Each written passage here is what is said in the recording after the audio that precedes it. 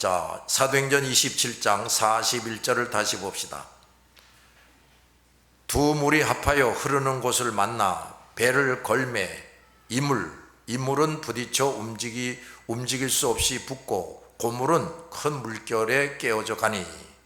더 잘 번역하면 시작.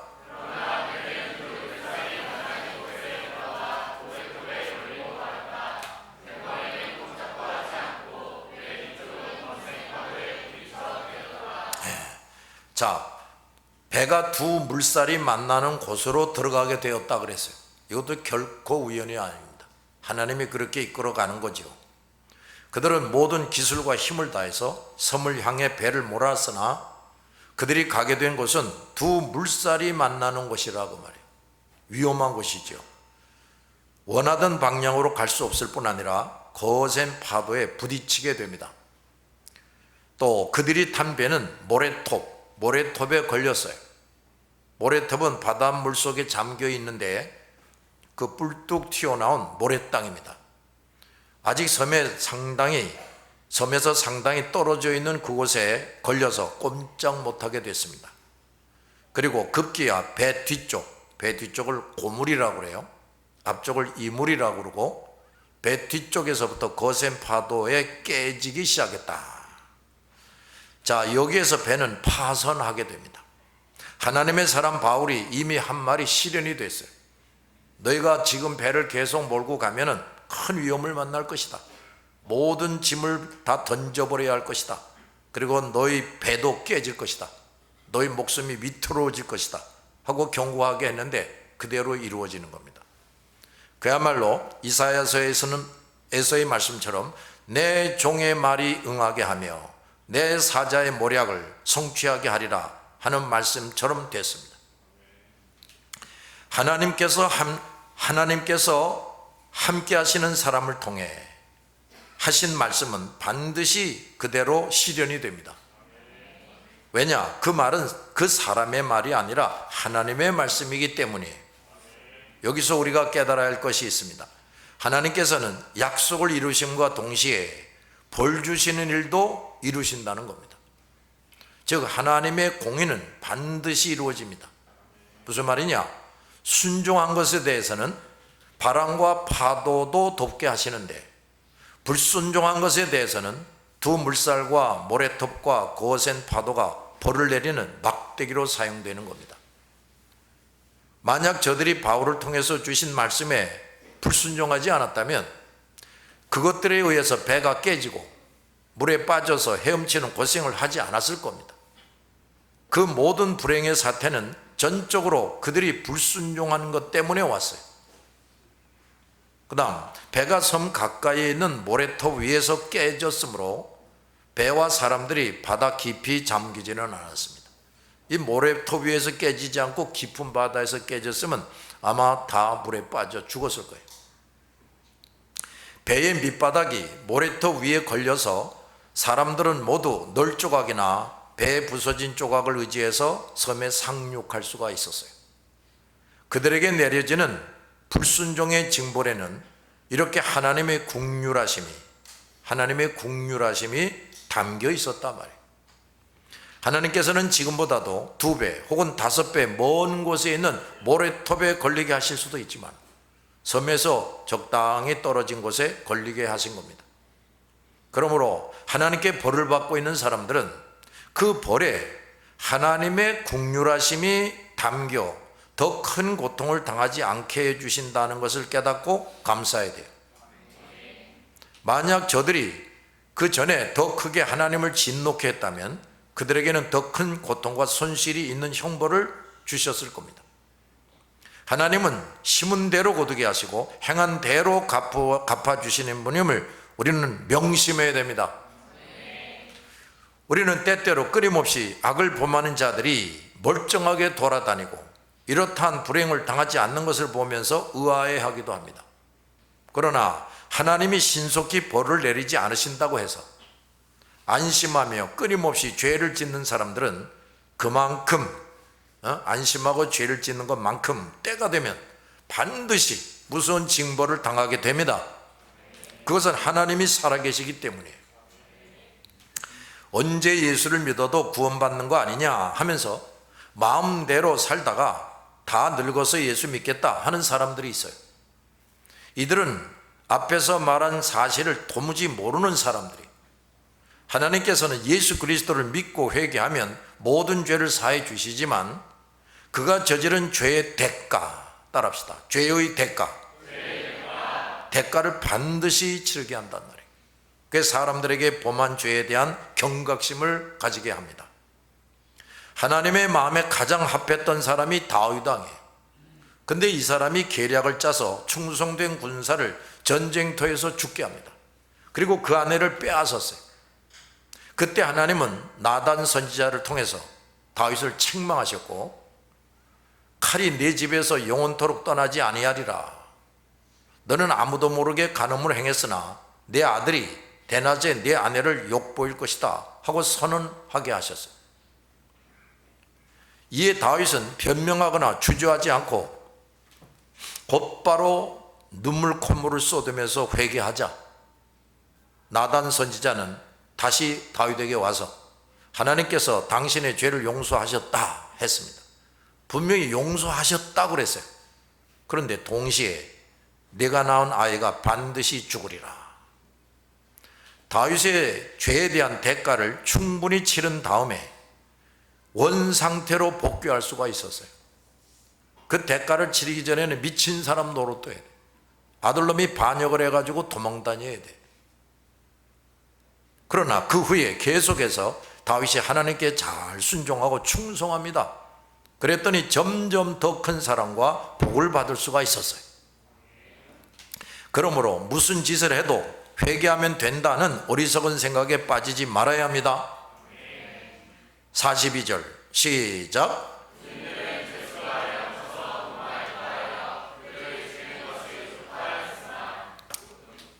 자, 모든 것을 잃고 목숨까지 잃을 뻔했다가 바울에 의해서 구사일생 살게 된 사람들 중에 군인들이 있다고요.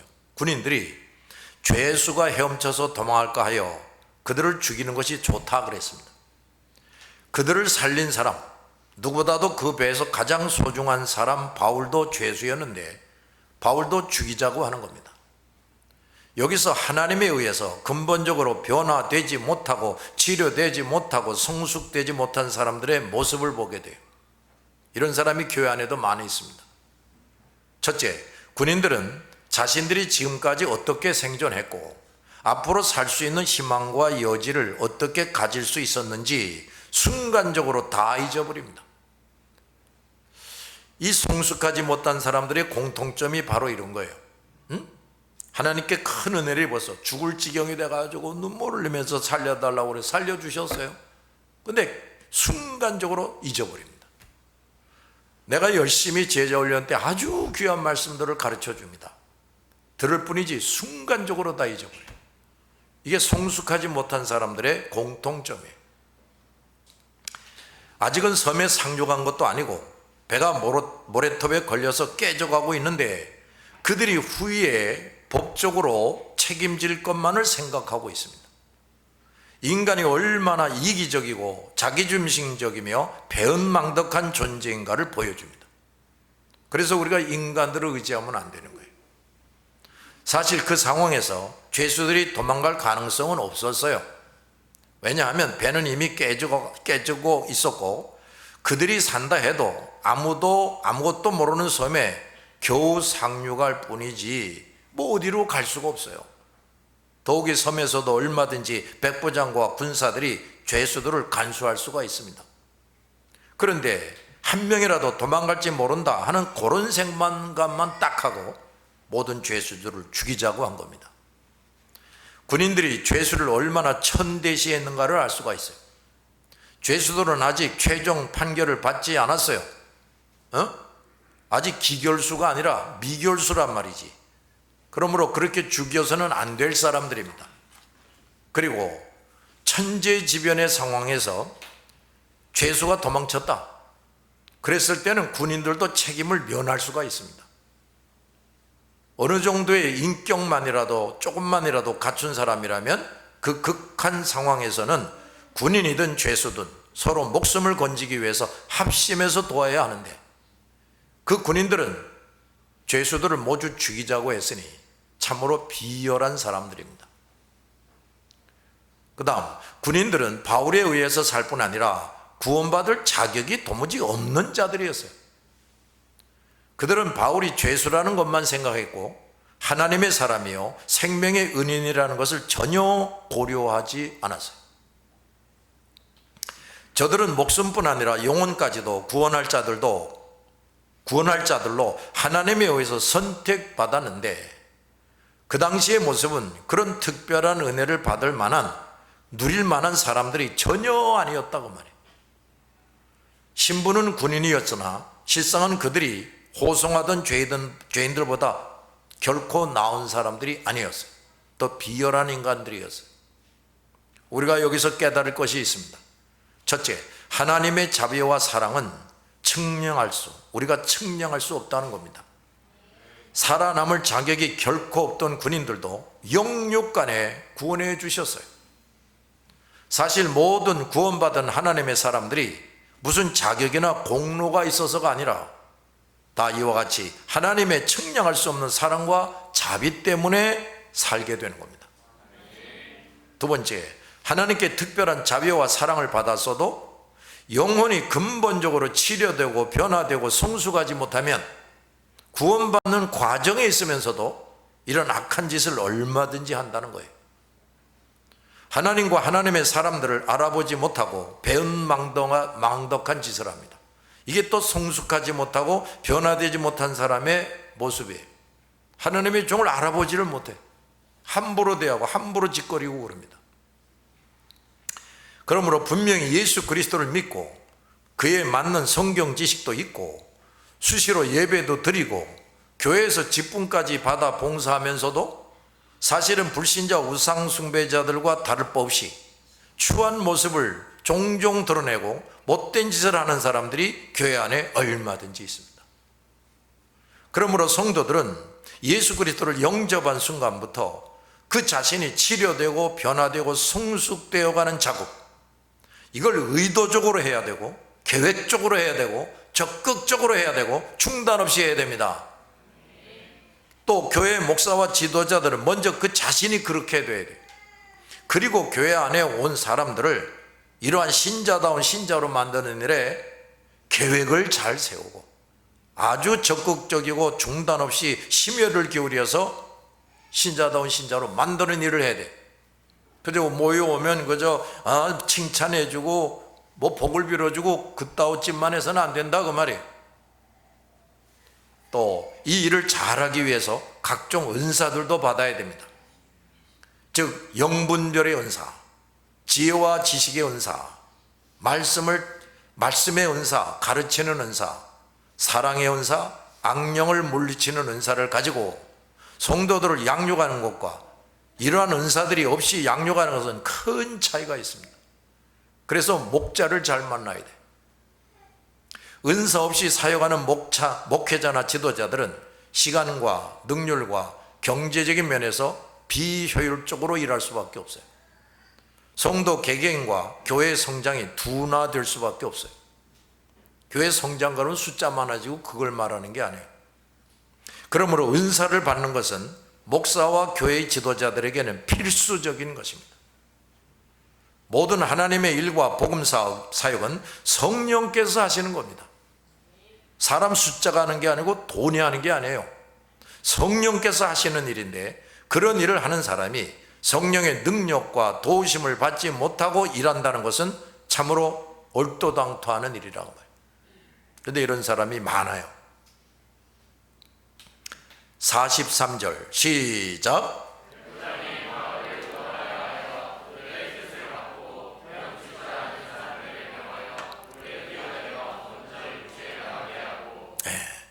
백부장이 바울을 구원하려 하여를 더 잘 번역하면 백불이 바울을 살리고 싶어 했다입니다. 율리오는 백부장이죠. 백부장 율리오는 바울이 신임할 만한 사람임을 점점 더 알게 됩니다. 율리오는 배에 탄 사람 중에 가장 지혜있고 책임 있는 사람으로서 누구보다도 바울을 더 신임하고 바울의 말에 귀를 기울이게 됩니다. 그런데 이번에는 자기 부하들이 어처구니 없는 일을 저지르려고 한단 말이에요. 그러니까 누구보다도 바울을 살려야 한다고 이 백부장 율리오는 생각한 겁니다. 율리오는 총독이 바울과 제수들을 로마로 호송하는 일에 책임자로 세운 사람답게 참 분별력 있는 사람이었어요. 만약 그가 이때에도 분별력이 없이 군사들이 하는 대로 내버려 두었다면 이 율리오와 모든 사람들은 더 큰 낭패를 당했을 겁니다. 이 율리오의 분별력 덕분에 자신뿐 아니라 모든 사람들이 하나님의 약속대로 살 수가 있게 된 겁니다. 불신자 우상숭배자들에게도 이런 분별력을 가진 자들이 있어요. 그들이 많은 사람을 유익하게 합니다. 그러므로 분별력을 갖추는 일은 아주 중요합니다. 단지 인간적인 분별력만 갖추어도 율리오처럼 큰 낭패를 면할 수가 있는데, 영적인 분별력을 갖추면 일시적인 것이 아니라 영원한 유익과 복을 자신과 다른 사람들이 받아 누리게 할 수가 있습니다. 우리가 이런 사람들이 되어야 돼요. 비록 학벌은 시원치 않아도, 머리가 별로 안 좋아도 영적 분별력, 이런 걸 갖춰야 돼요. 바울은 바로 이 영적 분별력을 잘 갖춘 사람이에요. 근데 이 영적 분별력은 하나님께로부터 나옵니다. 어디 공부해서 얻는 게 아니에요. 하나님께로부터 나오는 것인데, 현세적인 것뿐 아니라 영원한 유익과 복을 누리게 해줍니다. 무엇이? 영적 분별력이에요. 이러한 영적 분별력은 예수 그리스도를 믿고 하나님의 사람이 되어야 가질 수가 있어요. 그리고 하나님의 사람은 더 나아가서 그 주인인 예수 그리스도께서 친히 영감하시고 보여주시고 말씀해 주시는 놀라운 은총을 받을 수가 있어요. 그래서 사람으로서는 도저히 이해할 수도 알 수도 없는 진리와 비밀들을 알게 되고, 장래에 무엇이 어떻게 될 것인지, 또 무엇을 어찌해야 할 것인지도 정확하게 알 수가 있습니다. 이렇게 하나님이 함께 하시는 사람은 세상에 살지만 이 세상을 초월한 하나님의 세계에서 살고, 세상 사람들을 진리와 영원한 하나님의 나라로 이끌 수가 있습니다. 저들이 비록 이러한 사실을 알지 못하고 오히려 하나님과 교회와 성도들을 미워하고 싫어하고 핍박하지만, 하나님께서 여전히 저들에게 은혜를 베풀고 계시는 한, 무슨 말이냐, 저들이 여전히 이 땅에 생존하고 있고 우리 그리스도인들이 이 땅에서 저들과 함께 살고 있는 한, 우리는 악으로 악을 갚지 말고 저들에 대한 그리스도인의 책무를 성실히 이행해야 됩니다. 하나님의 은혜가 뭔지를 가르쳐 줘야 된다, 이 말이에요. 뿐만 아니라 우리 그리스도의 사람들은 하나님께서 불신자 우상숭배자들까지도 감화하여 우리를 돕게 하신다는 사실을 기억해야 돼요. 그런 점에서 저 사람들이 많은 경우에 우리와 우리 사명 이행에 필요한 존재라는 것도 알아야 돼요. 왜 저렇게 불신자 우상숭배자가 많을까?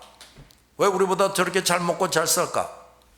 그거 다 우리를 돕게 하려고 아직도 존재하게 하는 겁니다.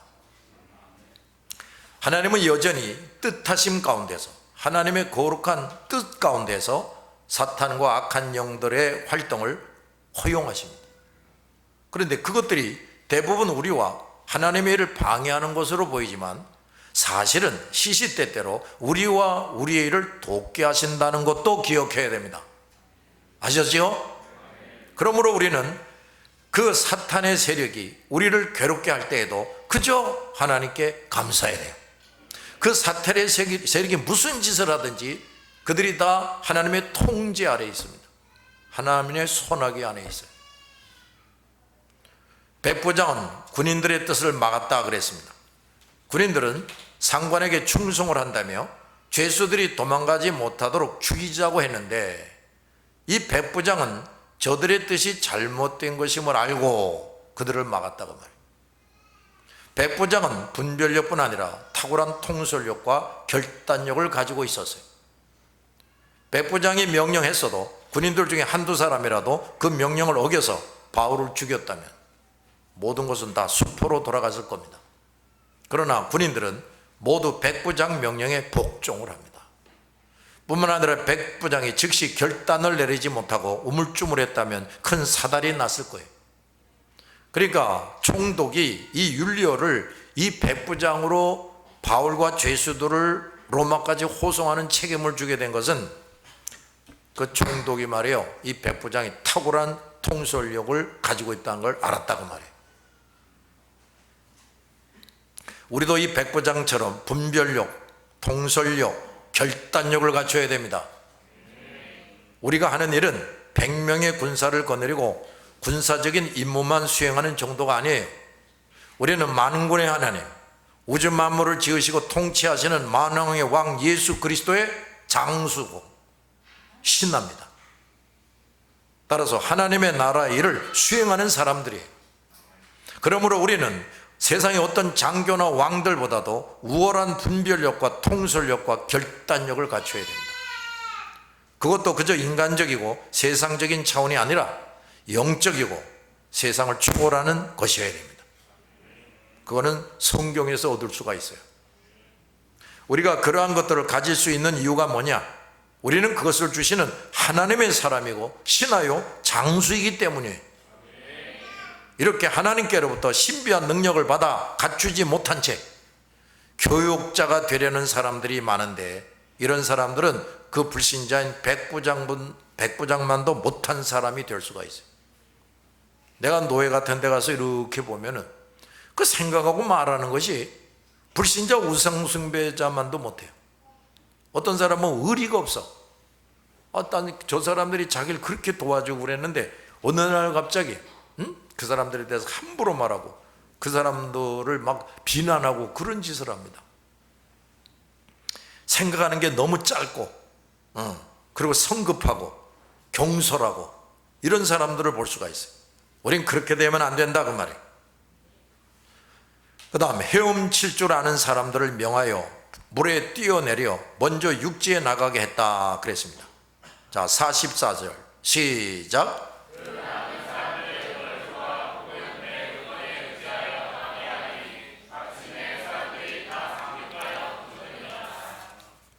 배 물건에 의지하여를 더 잘 번역하면 부서진 배 조각을 의지하여입니다. 자, 백부장 율리오는 배가 깨져서 사람들이 결정적인 위기에 놓여 있을 때 한 사람도 다치거나 익사하지 않도록 순서를 정해서 무엇을 어떻게 할지를 지시하고 통제를 합니다. 그 난리통 속에서. 그러니까 이 사람이 얼마나 탁월한 지도자였는가를 알 수가 있어요. 율리오는 단지 군사만 통솔하는 지도자가 아니었어요. 다른 많은 민간인들이 위기에 빠졌을 때 한 사람도 희생 없이 그 위기를 모면하게 하는 훌륭한 지도자였습니다. 그 사람은 아직도 불신자였어요. 그런데도 이런 일을 합니다. 근데 성도라는 사람이, 성령을 받았다는 사람이 자기밖에 몰라. 뭘 어떻게 해야 될 줄을 몰라. 아무도 유익하게 할 줄을 모른다. 그 무슨 쓸모가 있는 사람입니까? 율리오는 많은 장교들 중에서 바울을 비롯한 죄수들을 로마 황제에게 호송하기에 충분하다고 총독이 인정할 만큼 자격을 갖춘 장교였어요. 하나님은 귀한 종 바울이 마지막 사역지로 가게 하실 때, 로마로 가게 하실 때 이런 훌륭한 장교를 붙여주신 겁니다. 성경에 기록은 없지만 이 백부장 율리오는 누구보다도 하나님의 살아계심과 거룩하심과 전지전능하심을 충분히 체험한 사람이 돼가지고 후에 로마가 기독교 세계가 되고 세계 복음이 전파되게 할 때 아주 중요한 역할을 했을 겁니다. 이 백부장이 얼마나 큰 체험을 했습니까? 뿐만 아니라 나머지 군인들과 배에 탄 그 사람들도 마찬가지였을 거예요. 한 배에 바울과 이 율리오와 상인들과 여행자들과 선장과 선원들, 죄인들 총 275명이 타서 로마로 함께 가게 하신 데에는 이런 놀라운 하나님의 섭리가 있었던 겁니다. 마침내 사람들이 다 상륙하여 구조되니라 그랬습니다. 두 물살이 합쳐지는 바다였고 큰 파도가 있었으므로 오직 몸의 힘으로 헤엄쳐서 섬으로 들어가는 일은 쉬운 일이 아닙니다. 수영할 줄 아는 사람들도 거센 물살과 풍랑을 헤쳐가야 했으므로 바닷물도 많이 마셨을 겁니다. 여러분 바닷물 마셔봤어요? 바닷물이 그 짭짤하지요? 바닷물 한 모금만 삼켜보세요. 숨을 내쉬지도 못하고 들이키지도 못해요. 하늘이 노래집니다. 그렇게 바닷물이 짜요.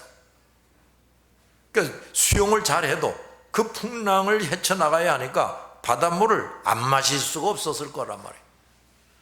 저들은 하나님의 말씀에 순응하지 않았다는 사실 때문에 모든 물건을 다 잃어버리고 배도 깨지고 유일하게 남은 몸은 목숨을 다해서 수용을 해야 겨우 건질 수가 있었어요. 단 한 번의 불순종, 단 한 번의 불순종이 그토록 극심한 손실과 고통을 당하게 될 것이라고 꿈에도 생각하지 못했죠. 그리고 수용을 못하는 사람들은 더 기가 막힌 상황을 만납니다. 저들은 배에서 흘러나온 널조각이나 배조각을 붙잡고 손발을 사용해서 있는 힘을 다해서 섬 쪽으로 가야 했어요. 그것은 수영하는 것보다 몇 배나 더 힘들고 또 위험한 일이지요. 그래도 그들에게 널조각과 배조각이 있었어요. 잘 듣고 있어요? 널조각과 배조각이 있었는데 그게 그들의 구명보트나 구명조끼와 같은 일을 합니다. 수용도 못하는 사람들에게 그것마저 없었다면 그들은 결코 섬에 상륙할 수 없고 다 죽었죠. 하나님께 불순종하여 모든 것을 다 잃어버린 저 사람들은 그래도 살아있는 몸과 수용할 수 있다는 것, 그리고 수용은 못하지만 널조각, 배조각이 있었다는 것, 이것은 그동안 그토록 소중히 여겼던 그 무엇보다도, 그러니까 집이나 은행에 저금해 놓은 돈이나 가족이나 친척이나 친구들보다도 그들에게는 가장 소중한 것이 됩니다. 때때로 하나님은 아주 조그만 것, 하찮은 것이 큰 재물이나 어떤 사람보다도 큰 유익이 되고 복이 되게 하십니다. 이게 참 그렇다니까요. 내가 전에 그런 말 했죠. 저 잠실에서 목회할 때인데 일을 참 잘합니다. 노래도 잘 부르고. 근데 목사님 저 내일 모레 군대 갑니다. 저 녀석이 저 군대 가면 이제 이거 어떻게 하나, 앞이 깜깜하게 느껴져. 근데 군대를 갔지요. 그 다음에 이제 남은 자들 중에 저 어리빙빙한 녀석이 있어요. 근데 그 어리빙빙한 녀석밖에 없으니까 네가 한번 그 일을 맡아 해봐라. 근데 말이에요, 신기하게도 그 아이가 선배보다 더 일을 열심히 하고 잘하더라니까요. 참 하나님이 도와주시니까. 그러니까 사람의 눈으로 볼 때 이 사람이 뭘 하겠나, 뭐 이거 가지고 뭐 하겠나, 뭐 이 조그만 숫자 가지고 뭐 하겠나. 그런데 오히려 그것을 통해서 하나님이 그 많은 재물보다도 수천 명보다도 더 아주 유용하게 일하게 하십니다. 하나님께서 저들에게 그런 것만, 그러니까 배조각, 또 널조각, 이런 것만이라도 남아있게 하셨다는 사실은 저들에게 크고 다양하고 감사한 일이죠. 우리가 제3자 입장에서 생각할 때에는 모든 것을 다 잃고 배도 다 깨지고 파손해서 몸만 남고 널조각과 배조각만 남았는데 그것이 어찌 하나님께 감사할 일이냐고 말할 수 있으나 그 사람들의 처지에서는 결코 그렇지 않죠. 그들은 배가 깨지기 전에 지치거나 굶거나 병들어 죽었다면 그것으로 끝났을 겁니다. 또 수용할 수 없는 사람들에게 널조각, 배조각도 없었다면 그들은 배가 깨질 때까지 살아있는 것이 무의미하게 됩니다. 그래도 아직 살아있고 널조각과 배조각에 남아있기에 그들은 살게 된 겁니다. 그러니 그들은 하나님께 뭐 해야 되겠어요? 감사해야 되죠. 우리 할아버지 얘기를 또 하는데, 우리 할아버님이 그때 뭐 치과라는 게 뭐 별로 있었습니까? 그러니까 뭐 이빨이 아프다 그러면 가서 그냥 이빨을 빼버리죠. 그래서 이빨이 몇 개 남질 않았어요.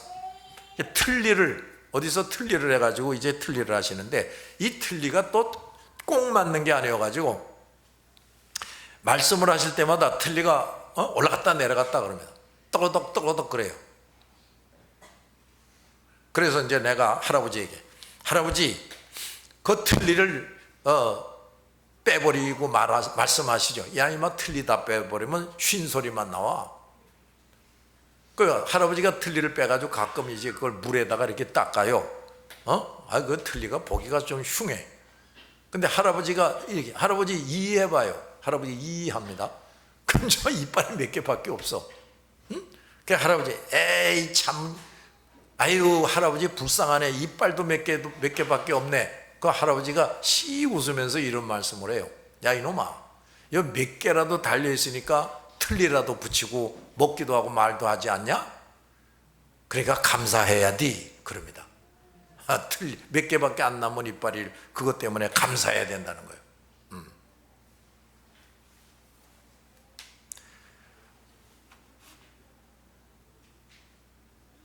그들은 배가 깨지기 전에, 배가 깨지기 전에 그냥 죽어버렸다면 그것으로 다 끝났어요. 아직도 이 몸이 살아있고, 아직도 냄새나는 옷 조각이라도 좀 입고 있고, 3일 만에 한 번이라도 그래도 뭘 먹고 있으면 그저 감사할 일입니다. 아셨지요? 자, 시편 107편 31절에 여호와의 인자하심과 인생에게 행하신 기적으로 말미암아 그를 찬송할지로다 그랬어요. 그 배가 깨질 때 모든 것이 끝난 것처럼 보였을 겁니다. 그러나 그 배의 모든 사람들이 바울로 인해서 다 살게 되리라는 하나님의 약속, 이 약속은 깨진 배의 조각을 통해서도 이루어졌어요. 어떻게 살아나느냐? 배는 다 깨진다고 그랬는데, 근데 그 배조각에 의해서 살아났다고 말이에요. 많은 적음에 의해서 살아나는 게 아니야. 학식에 의해서 살아나는 게 아니야. 어떤 사람들이 와서 살려주는 거 아니고 그 배조각으로 살아납니다. 배조각을 통해서도 약속을 이루게 하시는 하나님이시라고 말해요. 그러므로 구원의 손을 내미시는 하나님의 은총을 입은 사람들은 아무리 모든 것을 다 잃고 절망적인 상황에 빠지더라도 그 하나님에 의해서 영과 육이 살게 됩니다. 그 하나님의 손을 붙잡고 있는 한 모든 사람은 이 하나님을 찾고 그 손을 붙잡아야 돼요. 돈을 붙잡고 명예를 붙잡지 말고 하나님을 붙잡아야 됩니다. 그것은 하나님의 사람들을 통해 주시는 말씀부터 잘 듣는 거예요. 오늘날 많은 사람들이 이것저것 다 가지고 점점 더 많은 것을 누리고 있으면서도 하나님께 감사하지 않습니다. 저 배의 사람들처럼 모든 불순종에 대한 형벌을 받고 가지고 있던 모든 것들이 다 사라지고 겨우 이제 몸뚱이만 남아있고 또 널조각, 배조각밖에 남아있지 않단 말이에요. 그러나 그때 비로소 하나님을 생각하고 지난날의 어리석음과 죄를 깨닫고 뉘우치는 사람들이 많은데 이들은 참으로 복받고 있는 사람들이에요. 그 배에 있던 사람들은 하나님의 사람이 같이 하고 그를 통해서 이미 하나님의 약속의 말씀을 받은 사람들입니다. 중요한 것은 하나님의 사람이 옆에 있고 그 사람의 입을 통해서 하나님의 약속을 듣는다는 거예요. 바울이 그들 옆에 없었다. 바울의 입을 통해서 너희들 죽지 않고 살 것이다 라는 약속이 없었다면 다 죽는 거지. 그러니까 하나님의 사람이 옆에 있다는 것을 고마워해야 돼. 그리고 그 사람의 입에서 무슨 말이 나오나 정신 똑바로 차리고 들어야 됩니다. 늦게나마 하나님의 사람을 통해 주시는 말씀을 순순히 듣고 그가 하라는 대로 하면 살 길이 보이고 그 길로 나가게 됩니다. 비록 모든 것을 다 잃고 몸만 남았으나 하나님의 사람을 통해 하나님을 알고 믿고 그 말씀대로 순종하는 사람들에게 하나님께서 새롭게 만들어 주시는 영육간의 필요 다 잃어버렸어요. 이제 배조각밖에 안 남았는데 하나님이 새로 만들어 주시는 필요, 이거를 주시게 됩니다. 그 후에는 하나님을 목자로 주인으로 삼아서 전혀 새로운 인생을 살게 되고 하나님의 백성으로 살게 되고 더욱이 영생 구원을 얻게 되는 겁니다. 그러나 오늘날 많은 사람들은 아직도 저들 앞에 하나님의 사람들이 있고 그들을 통해 하나님의 경고와 약속의 말씀이 들려지고 있는데도 여전히 자기 생각과 판단과 포부와 욕심을 앞세우고 위험한 항해를 부지런히 해나가고 있습니다. 계속해서 그렇게 하면 그 결과가 어떻게 되겠어요? 우리가 나가서 전도 집회를 하는데 거기 보면 이제 우리 같이 말씀 전하는 목사님도 전도지를 나눠주면서 예수 믿으세요. 벽을 따는 사람들한테 굽신굽신하면서 예수 믿으라고. 근데 말이야, 내가 이렇게 보니까 어떤 사람은요, 그 내미는 손을 탁 치고 지나가요. 새파랗게 젊은 아이가. 그리고 이렇게 내미는데 안 받습니다. 근데 또 쫓아가요. 쫓아가서 도는데 끝까지 안 받아요. 아유, 그 목사님이나 전도지 주는 사람이 불쌍해 보여, 이렇게. 불쌍해 보여. 그런데 그 사람들이 계속해서 전도지도 안 받지, 우리가 그 스피커를 통해서 귀에 짱짱하게 들리는 거 그것도 듣는 척 많은 척하고 지나버리지. 뭐 하러 가는 거야? 연애하러 간다고, 음식 싸먹으러 간다고, 산책한다고 이러면서 그냥 가는 거지. 계속해서 그렇게 한다면 그들은 다 잃어버리고 그야말로 멸망에 떨어지게 되는 겁니다. 그래서 우리는 그 사람들이 참 그런 짓을 해도 그래도 나가서 떠들어야 돼. 그래도 전도지를 나눠줘야 돼. 저 사람들은 하나님의 사람들이 그렇게 살지 말라고 하나님의 말씀부터 들으라고 외쳐도 귀찮아하고 싫어하고 심지어 핍박을 하고 계속해서 위험하기 짝이 없는 살고 있어요. 그러면 우리 그리스도인들은 어떻게 해야 됩니까? 에휴, 전도고 뭐고 그만두자. 해봐야 소용이 없잖아. 그래야 됩니까? 저들을 내버려 두고 내 할 일만 하고 우리끼리 예배드리고 우리끼리 기도만 하면 됩니까? 만약 바울이 저 사람들에게 그런 식으로 했다면 어찌 됐겠어요? 바울이 한두 번 말하다가 입을 다물어 버렸다면 또 어떻게 됐겠어요? 바울은 살았겠습니까? 우리는 점점 더 거센 바람과 파도가 기다리고 있는 망망대해를 치닫고 있는 저 사람들에게 시급하게 달려가서 하나님의 말씀을 외쳐야 됩니다. 그래서 비가 오나 눈이 오거나 가서 하는 거예요. 그러느라고 우리는 거센 풍파에 시달리고 바울처럼 죽을 위험을 만날지라도 이런 일을 해야 돼요. 알았습니까? 기도합시다.